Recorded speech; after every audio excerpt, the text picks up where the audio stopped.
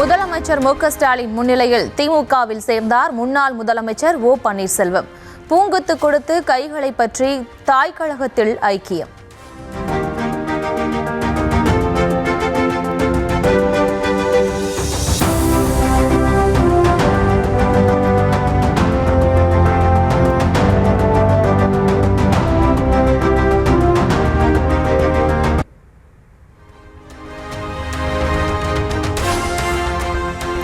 திமுகவில் இணைந்த ஓபிஎஸ்க்கு கருப்பு சிவப்பு ஆடை போர்த்தி முதலமைச்சர் மு க ஸ்டாலின் வரவேற்பு. திமுக உறுப்பினர் படிவத்தை நிரப்பி கையெழுத்திட்டு அதிகாரப்பூர்வ உறுப்பினரானார்.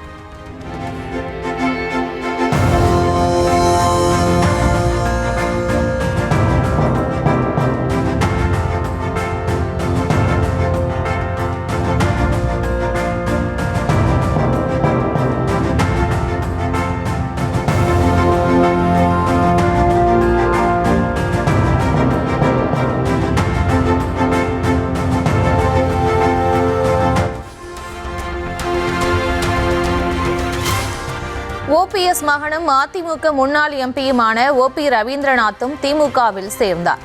ஓபிஎஸ் ஆதரவு எம்எல்ஏ உசிலம்பட்டி ஐயப்பனும் ஐக்கியமானார்.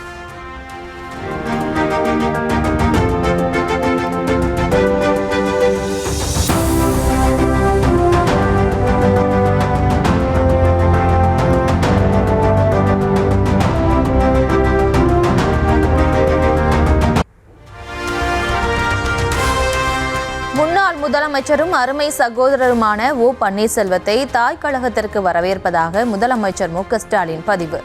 சகோதரர் ஓ பன்னீர்செல்வம் அன்பானவர், பண்பானவர், அடக்கமானவர். அவரது வரவு நல்வரவாகட்டும், தமிழ்நாடு வெல்லட்டும் எனவும் வரவேற்பு.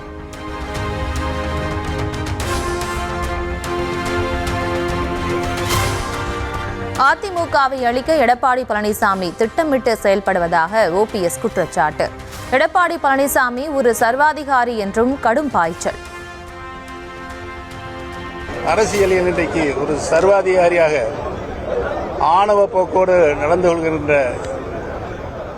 எடப்பாடி எந்த காலத்திலும் இனி அரசியலில் வெற்றி பெற முடியாத ஒரு சூழ்நிலையை அதிமுகவுக்கு உருவாக்கியிருக்கிறார். அண்ணா திராவிட முன்னேற்ற கழகத்தை அழிவு பாதைக்கு சென்று கொண்டிருக்கிறார் என்பதுதான் இன்றைக்கு அத்தனை அதிமுக தொண்டர்களும் மிகுந்த வருத்தத்தோடு நினைத்துதான் இன்றைக்கு தளபதி பொறுப்பேற்றிருக்கின்ற திராவிட முன்னேற்ற கழகத்தில் தங்களை இணைத்துக் கொண்டிருக்கின்றார்கள்.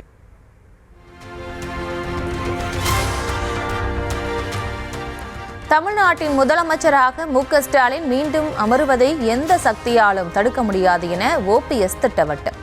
இபிஎஸ் முதலமைச்சராக வந்துவிடவே கூடாது என்றும் பேச்சு.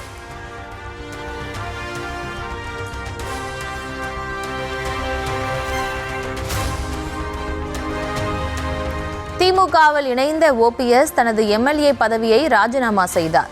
ஓபிஎஸ்ஸுடன் இணைந்து உசிலம்பட்டி எம்எல்ஏ ஐயப்பனும் ராஜினாமா.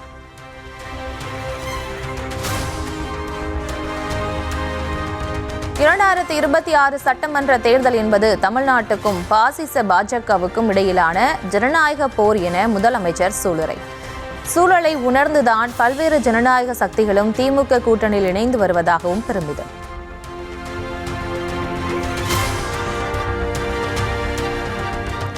அதிமுகவுக்கு எதிராக பின்னப்பட்ட மிகப்பெரிய சதிவலையில் ஓபிஎஸ்ஸுக்கும் பங்கு என முன்னாள் அமைச்சர் சி.வி. சண்முகம் குற்றச்சாட்டு. உள்ளிருந்தே கொள்ளும் வியாதியாக இருந்து கட்சியை அழிக்க பார்த்த கைகூலி இன்று திமுகவிலேயே இணைந்து விட்டதாக புகார்.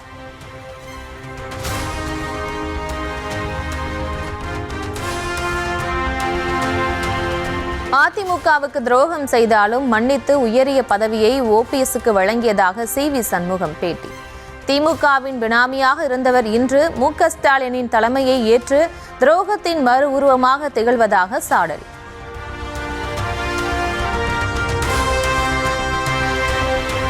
தொகுதி பங்கீடு குறித்து நாளை பேச வருமாறு காங்கிரசுக்கு திமுக அழைப்பு. 39 தொகுதிகள் கேட்கப்பட்ட நிலையில் 22 சீட்டுகள் மட்டும் ஒதுக்கப்பட வாய்ப்பு.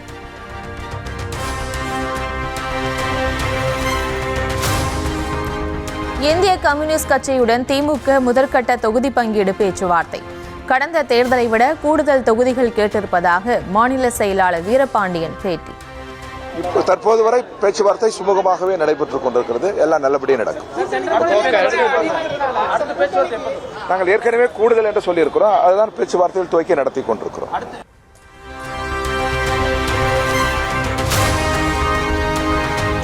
திமுகவுடன் மார்க்சிஸ்ட் கம்யூனிஸ்ட் கட்சியின் தொகுதி பங்கீட்டு குழு பேச்சுவார்த்தை.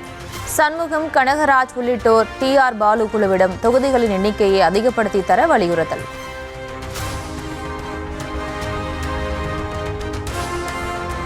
கூடுதல் தொகுதிகள் போட்டியிட வேண்டும் என்று ஏற்கனவே மார்க்சிஸ்ட் கம்யூனிஸ்ட் கட்சி மாநில குழு தீர்மானித்திருக்கிறது. நாங்கள் அதை கூடுதல் தொகுதிகள் வரக்கூடிய தேர்தலில் போட்டியிட வேண்டும் என்கிற வேண்டுகோளை, எங்களுடைய கோரிக்கையை பேச்சுவார்த்தை குழுவிடம் தெரிவித்திருக்கிறோம். அவர்கள் கலந்து பேசி தெரிவிப்பதாக கூறியிருக்கிறார்கள்.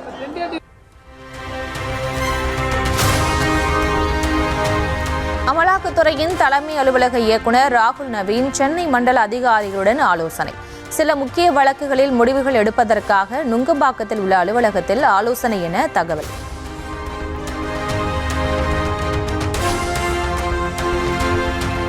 மார்ச் 1ஆம் தேதி புதுச்சேரி மாநிலத்துக்கு வருகிறார் பிரதமர் மோடி. முடிவுற்ற திட்டங்களை தொடங்கி வைப்பதுடன் புதிய அறிவிப்புகளையும் வெளியிடுகிறார்.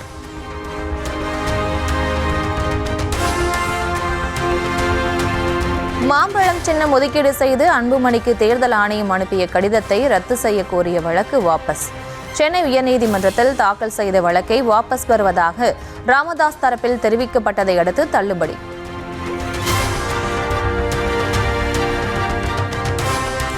மதுரை விமான நிலைய விரிவாக்க பணிகளுக்காக சின்ன உடைப்பு கிராம மக்கள் 2 வாரத்தில் வெளியேற உயர்நீதிமன்ற மதுரை அமர்வு உத்தரவு. தகுதி உள்ளவர்களுக்கு மறுவாழ்வு நிலம் வழங்க வேண்டும் எனவும் மாவட்ட ஆட்சியருக்கு ஆணை.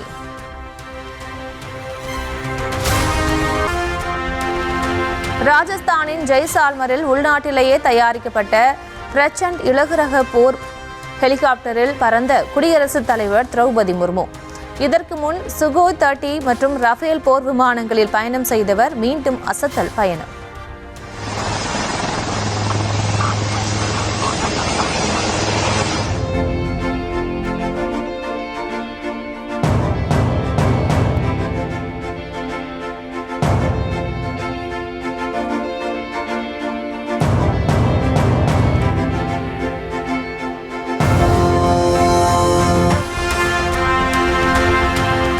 டெல்லி மதுபான கொள்கை ஊழல் தொடர்பாக CBI தொடர்ந்த வழக்கிலிருந்து முன்னாள் முதலமைச்சர் அரவிந்த் கெஜ்ரிவால் விடுவிப்பு. குற்றத்துக்கான ஆதாரமோ குற்றவியல் சதியோ கண்டறியப்படவில்லை என்று கூறி டெல்லி ரோஸ் அவென்யூ நீதிமன்றம் உத்தரவு.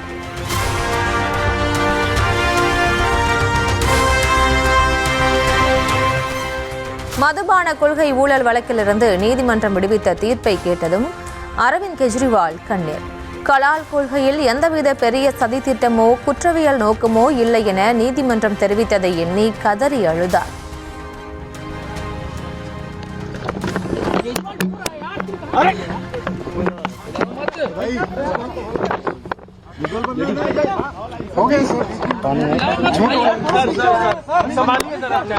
मैंने केवल अपनी जिंदगी में ईमानदारी कमाई है. इन्होंने झूठा केस लगाया और आज ये साबित हो गया. कोर्ट ने कहा है कि केजरीवाल कट्टर ईमानदार है, मनीष सिसोदिया कट्टर ईमानदार है, आम आदमी पार्टी कट्टर ईमानदार है. உலகக்கோப்பை சூப்பர் 8 சுற்றில் இன்று இங்கிலாந்து நியூசிலாந்து அணிகள் மோதல். நியூசிலாந்து வெற்றி பெறும் பட்சத்தில் அரையிறுதிக்கு தகுதி பெற வாய்ப்பு.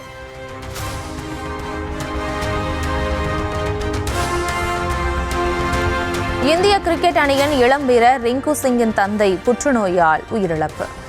நடப்பு T20 உலகக்கோப்பை போட்டியில் இருந்து பாதியில் வெளியேறி இறுதி அஞ்சலியில் பங்கேற்பு.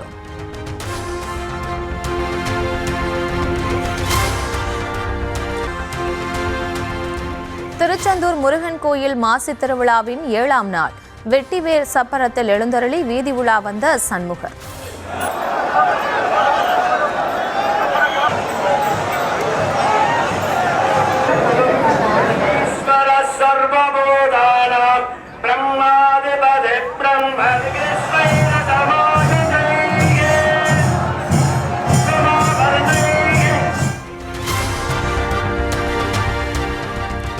கச்சத்தீவு புனித அந்தோணியார் கோவில் திருவிழாவில் பங்கேற்க புறப்பட்ட பக்தர்கள் ராமேஸ்வரம் துறைமுகத்திலிருந்து படகுகள் மூலம் புறப்பட்டனர்.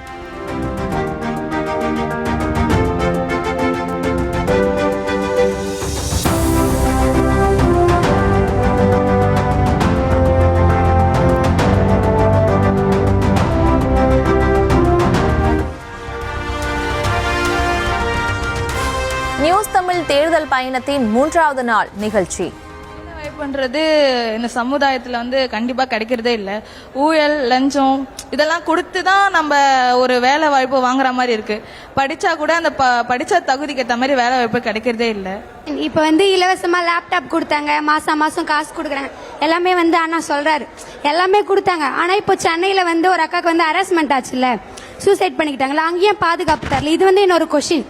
திமுக 5 வருஷமா செய்யலன்றாங்களே, கட்சி ஆரம்பிச்ச 2 வருஷத்துல மீதி எப்படி 5 ஆண்டுல விஜய் செய்வன் எந்த நம்பிக்கையில சார் ஓட்டு போடுறது? அந்த மாதிரி சினிமால இருக்கிற எல்லாரும் இறங்கினாலே வாய்ப்பு கொடுக்குன்னா அப்ப அரசியல்ன்றது எதுக்கு?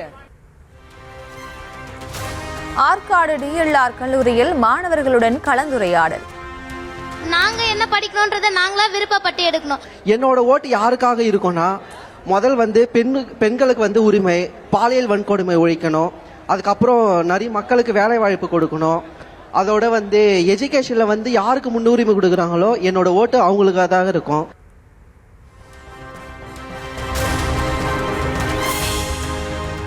நியூஸ் தமிழ் தேர்தல் பயணத்தின் சுவாரஸ்ய தருணங்கள். விஜய் பாத்தீங்கன்னா இப்போ இளைஞர்கள் மூலமாக ஒரு இம்பாக்ட் கொடுக்கலாம். பட் தவிர மக்கள் மூலமா எந்த இம்பாக்டும் கொடுக்க முடியாது அவரால். ஒவ்வொரு ஊர்லயும் ஒவ்வொரு இடத்துலயும் ஆழ்துளை கிணறு இருக்கு. ஆனா ஆழ்துளை கிணத்துல ஒவ்வொரு குழந்தை விழுந்து இறந்து போறாங்க. அதுக்கான நடவடிக்கை எடுங்க. பெண்களோட பாதுகாப்பு நீங்க குடிக்கிறீங்க. அரசியல் கேள்விகளுக்கு அசத்தலாக பதில் கூறிய மாணவர்கள். மேம், அதை அவர் பார்த்துட்டு போன இல்ல இரங்கல் தெரிவிக்கணும். எல்லாருமே பணிவரில் சார் கூப்பிடணும். பணிவரில் வச்சா கூப்பிட முடியும். எல்லாருமே வீட்டுல போய் பார்க்கணும் சார். ஒவ்வொருத்தரையும் அரசியல சம்பாதிக்கிறதுக்கு வரல.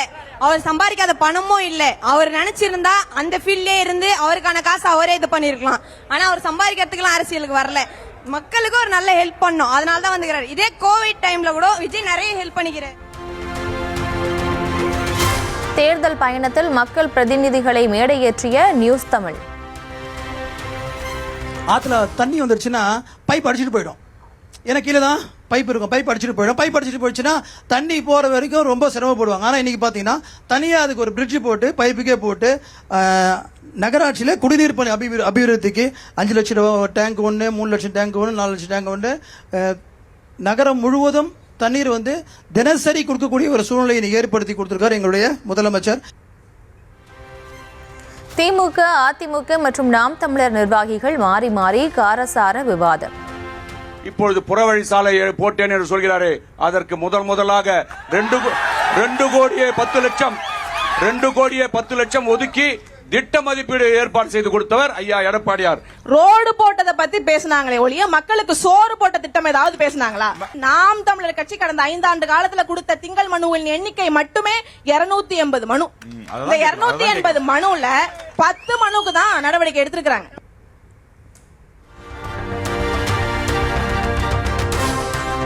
அரசியல் கட்சிகளும் மக்கள் பிரதிநிதிகளும் தங்கள் தொகுதிகளுக்கு செய்தது என்ன? நியூஸ் தமிழ் தேர்தல் பயண நிகழ்ச்சியில் அரசியல் கட்சிகளின் பிரதிநிதிகள் அனல் பறக்க விவாதம்.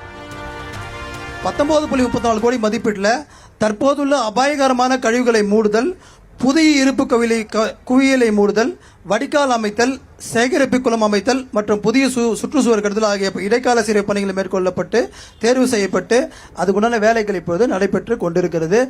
வாலாஜாவிலே ஒரு பொது மருத்துவமனை இருக்கிறது. இந்த வாலாஜா மருத்துவமனை காவேரி பாக்கம் காஞ்சிபுரத்துக்கு அப்பால் இருந்து இந்த பக்கம் வேலூர் வரை எங்கு ஆக்சிடென்ட் நடந்தாலும் அந்த வாலாஜாக்கு தான் செல்ல வேண்டும் ஐயா. அங்கு எம்ஆர்ஐ ஸ்கேன் கிடையாது. அங்கு சுமார் 150 டாக்டர்கள் பணிபுரிய வேண்டும். 16 டாக்டர்கள் இன்று நான் சென்றேன். 16 டாக்டர்கள் தான் பணி செய்கிறார்கள். 2 ஷிப்ட். குரோமியம் கழிவு, இந்த குரோமியம் கழிவு முறையாக இங்கிருந்து அகற்றணும் அப்படின்னு நாம் தமிழர் கட்சி பல முறை மனு கொடுத்திருக்கிறோம், போராடி இருக்கிறோம், தொடர்ந்து சட்ட போராட்டம் நடத்திட்டு இருக்கிறோம். ஆனா ஒரு விடிவும் இல்லை.